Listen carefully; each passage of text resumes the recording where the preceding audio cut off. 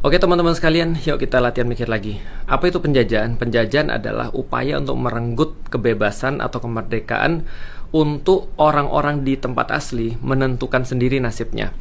Nah itu berarti dengan cara menguasai wilayahnya atau nguasain orangnya. Jadi teman-teman tahu ya penjajahan pasti akan berujung kepada di sana. Dan teman-teman juga tahu ketika Indonesia masuk ke dalam Board of Peace, maka Israel itu sudah ngusulin untuk mindahin orang-orang yang ada di Gaza untuk menuju ke Indonesia, dan itu adalah masalah baru yang nanti akan kita bahas. Tapi yang jelas mindahin orang-orang yang ada di Gaza itu berarti mengosongkan daerah itu, dan itulah tujuan awalnya mereka mau untuk membombardir Gaza dan mereka menjajah dan menduduki wilayah itu dari awalnya, dan itu juga yang menjadi target daripada Amerika. Yang sudah dibuktikan oleh Amerika dengan sangat jelas sekali gitu kan, clear sekali di dataran tinggi Golan di daerah Suriah yang diambil untuk Israel.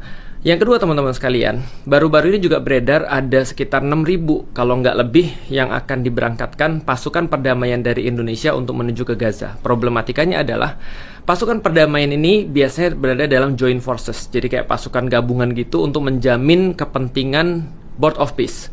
Permasalahannya adalah kepentingan Board of Peace udah dari awal menurut Trump itu tidak ada negosiasi bahwasanya itu harus melindungi kepentingan Israel dan harus melindungi keamanan Israel seperti yang dikatakan oleh Pak Prabowo berkali-kali. Jadi itu sudah tidak ada negosiasi bagi Trump, itu harus melindungi keamanan dan kepentingan Israel dan entitas Israel.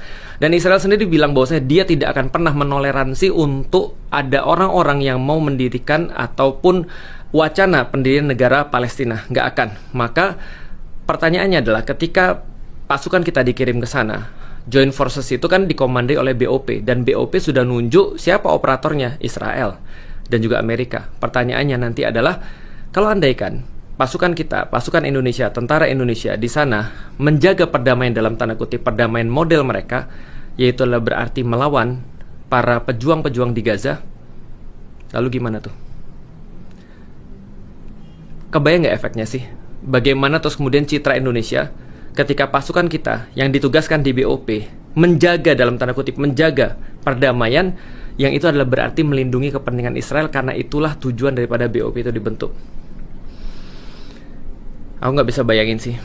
Mudah-mudahan para pemimpin kita dikaruniai sebuah kejelasan dalam berpikir, kejernihan dalam berpikir, dan Allah melindungi kita daripada makar-makar orang-orang yang gak suka dengan Islam dengan cara mengadu domba kita.